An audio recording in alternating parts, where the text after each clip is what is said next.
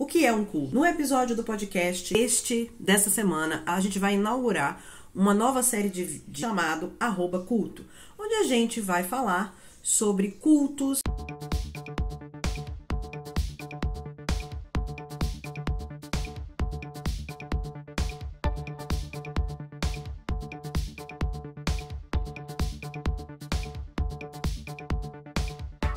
complicados, que viraram cena de crime, que foram criados por líderes manipuladores que fizeram as pessoas fazerem coisas horrorosas, mas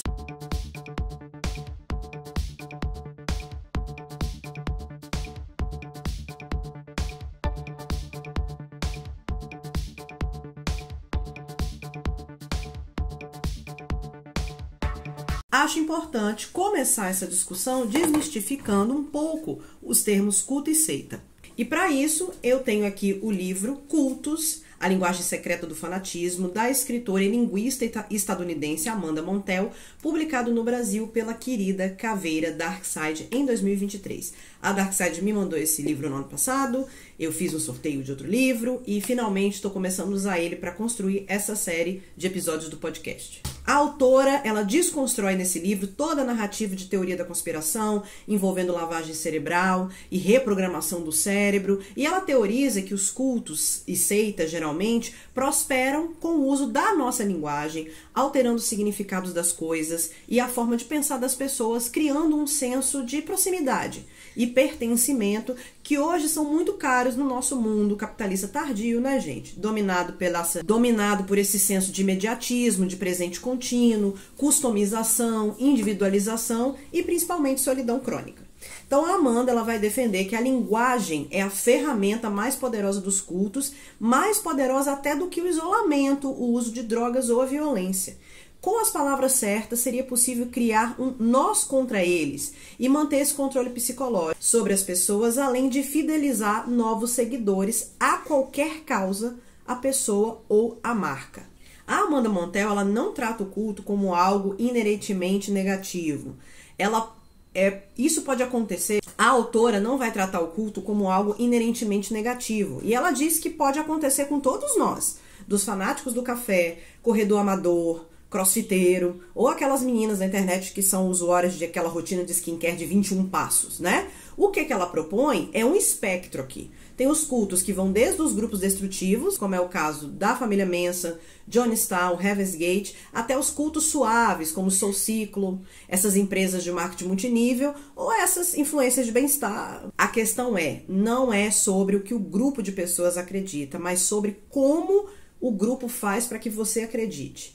E a questão não é estar junto de um grupo coeso que pratica coisas similares e fala uma mesma língua, procurando, acima de tudo, fugir da solidão. Porque, se você for analisar, isso que são as igrejas, isso é que são os alcoólicos anônimos, isso é que são os grupos de terapia, pessoas que estão ali numa mesma situação, querendo ter uma relação mais coesa com o mundo. O problema é quando esse grupo começa a isolar, quando as pessoas passam a seguir cegamente os comandos e desmandos de um líder idealizado, que geralmente é um messias, né? Que não pode ser questionado. E claro, o grupo passa a coagi-las e puni-las quando elas não seguem as ordens e aquela moral. Então não tem problema você querer acordar 4h40 da manhã para correr, né? E usar um tênis chique, um tênis que é mais caro do que o meu aluguel. Usar as roupas da famosa Lululemon, que é tipo um culto. Ou ficar marcando a corrida no Strava. O problema é quando você for violentado emocionalmente e fisicamente pelo grupo, caso você não saia para correr. Que você seja afastado da convivência de pessoas que não correm, que toda a sua existência passe a depender e a girar em volta do grupo de corrida. Eu tô aqui, gente, usando o grupo de corrida como um exemplo, porque ultimamente tá quase uma seita a galera da minha idade que começou a correr, né? Mas eu também não, isso aqui não é pra vocês ficarem ofendidos, não, vocês que correm. A Amanda falou, seita não é uma coisa negativa inerentemente. A seita de vocês é de boa, entendeu? Podem continuar correndo.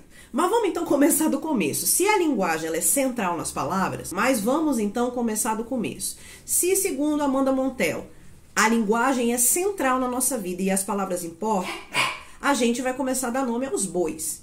Hoje em dia, seita e culto, a gente usa mesmo ali como termos guarda-chuvas, que podem servir para nomear um grupo conhecido por destruição e morte, suicídio coletivo, ou então uma metáfora, uma brincadeira para sugerir um grande entusiasmo de pessoas que têm grupos, que praticam atividades iguais, que usam roupas iguais, e tudo ali que se encontra no meio do caminho. Uma nova religião pode ser uma nova religião, né, da nova era, um grupo de radicais online no Reddit, uma startup, ou mesmo um grupo de meninas viciadas naquele lip gloss da Road Beauty que vem na capinha de celular. Eu estou usando aqui as palavras culto e seita como sinônimos porque a própria Amanda faz, e se a gente for ver na origem das palavras, elas têm sim uma espécie de igualdade.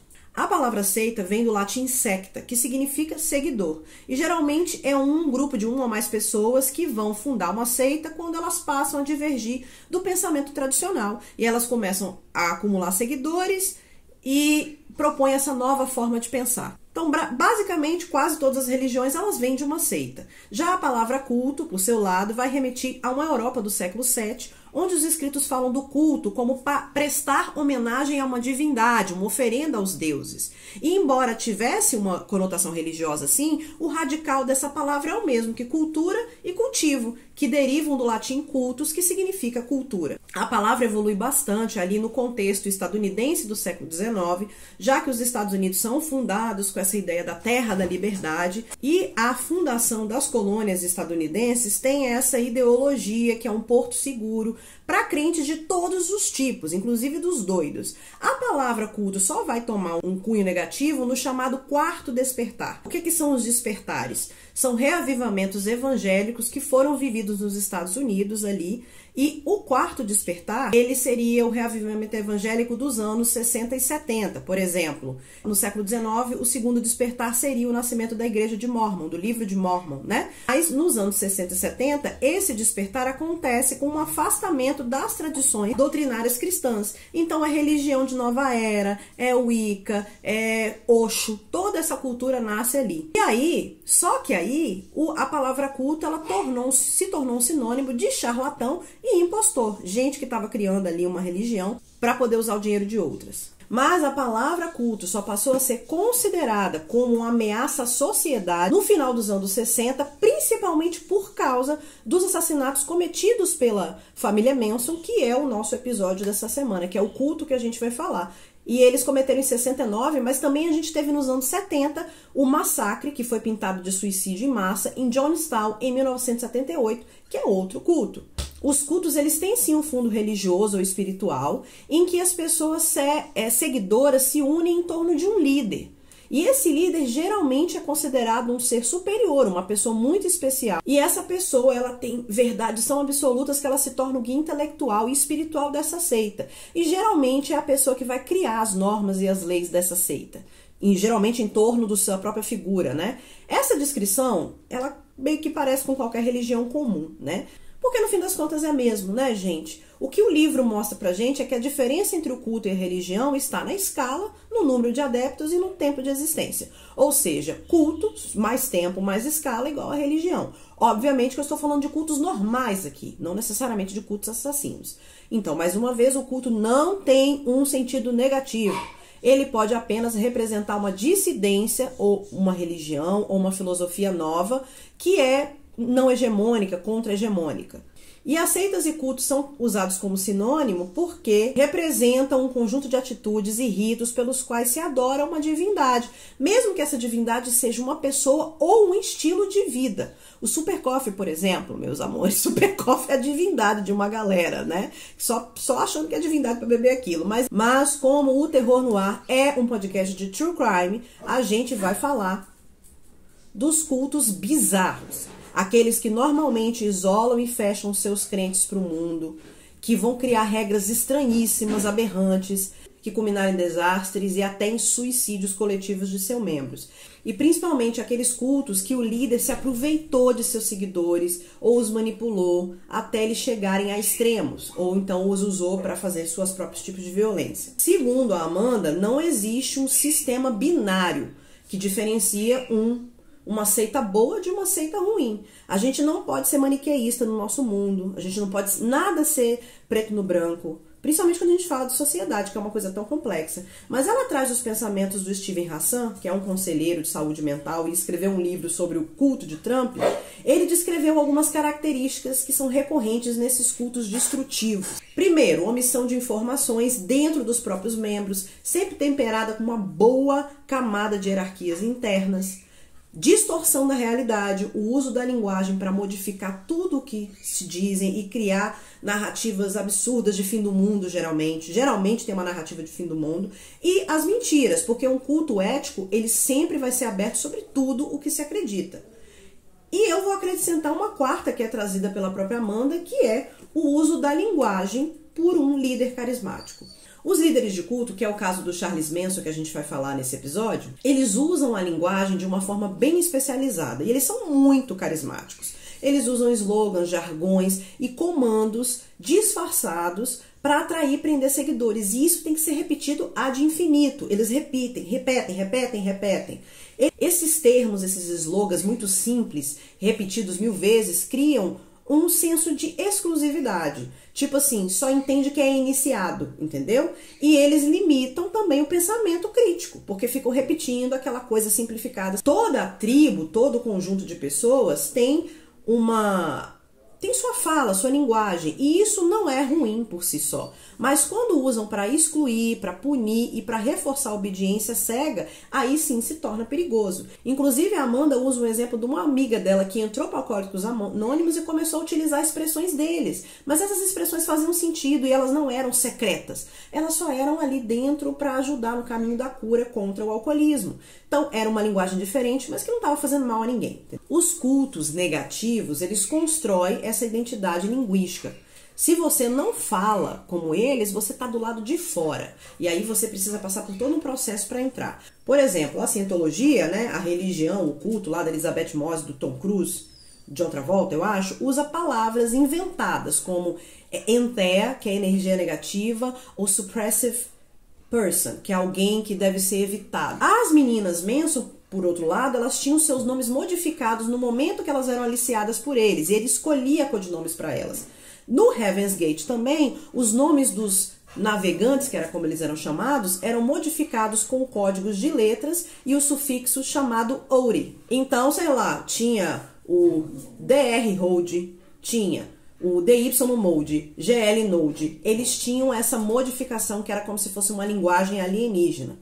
A Montel, ela analisa o poder da repetição de mantras, dessas frases de efeito e essa reconstrução de uma figura quase messiânica por meio da fala. O Manson, por exemplo, usava rituais religiosos, supostamente religiosos, regados a ácido, onde ele contava aos seguidores, às suas seguidoras, suas experiências passadas como Jesus Cristo, como, por exemplo, da sua crucificação. Ele, inclusive, ele costumava encarnar, né, encenar a paixão de Cristo. E aí, sob o efeito das grandes quantidades de LSD e alucinógenos que ele dava para as seguidoras, realmente as meninas viam ele como Messias. Elas acreditavam naquela fantasia. E os líderes, e o Manson tem a característica de todos os líderes de seita, que é ser extremamente carismático para um determinado tipo de pessoa. Não é para todo mundo, não. Esses líderes carismáticos, eles manipulam, porque eles vão misturar uma espiritualidade com a pseudociência, a esperança com medo, eles sempre criam uma narrativa de fim do mundo e sempre vão reforçar sua autoridade verbal, além de mostrar que eles são o caminho para a salvação. Então, o seu carisma bem desenvolvido, somado à repetição constante desses mantras e códigos verbais, levam à devoção dessas pessoas. E aí contraria um pouco aquela ideia de lavagem cerebral, que não é cientificamente comprovada. O culto que a gente vai analisar nessa semana, que eu falei aqui, é a família Manson, que foi um culto que existiu entre os anos de 1967 e 69 em Hollywood, em torno da figura do Charles Manson. A família Manson gabarita todos os comportamentos dos cultos bizarros, e ainda outros, né? Como, por exemplo, a obediência cega a esse líder, que se diz um ser supremo, porque todos eles se dizem seres supremos, né? Tem uns e outros que são mais humildões, tipo João de Deus, que diz que ele é só o caminho, né? Que ele não é, quem cura é Deus, entendeu? Mas no fim das contas o culto é sobre a pessoa deles. Segundo as classificações de homicídios do FBI, tem um negócio chamado Crime Classification Manual. O culto da família Manson pertence à classe dos cultos assassinos, que geralmente são cultos formados por pessoas com excessiva devoção ou dedicação a essa figura, esse ídolo, ou a um objeto, ou a um objetivo, e os objetivos principais são sempre o de poder e de dinheiro, e que são desconhecidos por resto da sociedade, são cultos muito fechados. E claro, que acabam se tornando seitas criminosas. E agora, nesse momento do vídeo, eu acho importante a gente pensar por que os cultos fascinam a gente tanto. A gente tem um fascínio na cultura pop pelos cultos, né? Os cultos assassinos, eles nos fascinam da mesma forma, por exemplo, que a gente para tudo para observar um acidente que acabou de acontecer, um crime que acabou de acontecer. E isso não é porque a gente é um psicopata no casulo, psicopatas sedentos pelo sofrimento das outras pessoas, mas por uma razão que, segundo ela, seria bastante biológica. Ela diz que os desastres, os crimes e esses eventos ruins, né, eles acionam as nossas amígdalas, que são estruturas que ficam no centro do cérebro da gente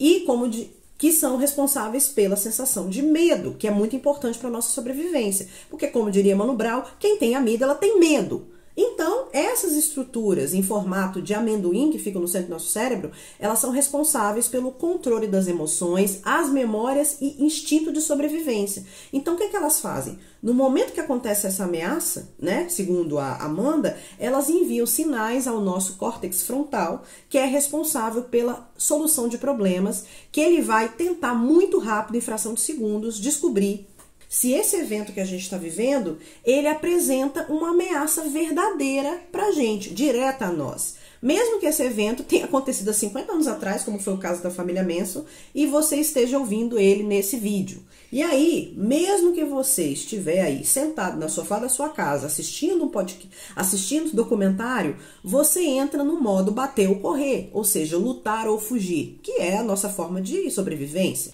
E aí eu fiquei um pouco aliviada, porque eu li no livro que é a razão pela qual eu assisto todo e qualquer documentário sobre um culto pseudo-satânico, sendo bom ou ruim. Não é porque eu sou uma voyeurista perturbada, uma sociopata, que a minha mãe às vezes ela acha isso. Isso acontece porque tanto eu quanto você que está me assistindo aí agora, estamos sempre alertas, obviamente, para sobreviver, mas tentando entender satisfatoriamente por que pessoas comuns, que inclusive pode ser a gente, entram e não só entram, como permanecem nesses cultos e às vezes morrem pelos cultos. E aí a gente pode perguntar o quê?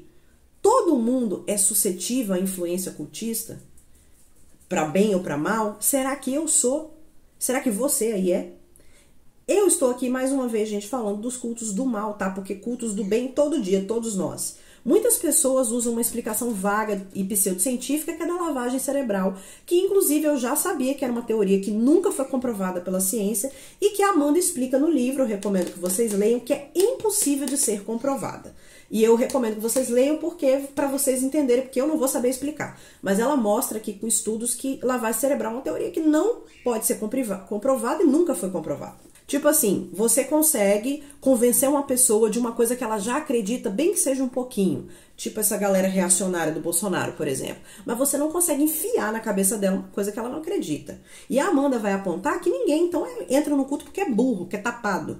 O livro vai mostrar que existem fatores como vulnerabilidade funcional, emocional, busca por pertencimento e principalmente o contexto social favorecem a adesão nesses grupos carismáticos. O exemplo do Charles Manson é perfeito. A gente está falando dos anos 60, ebulição cultural nos Estados Unidos.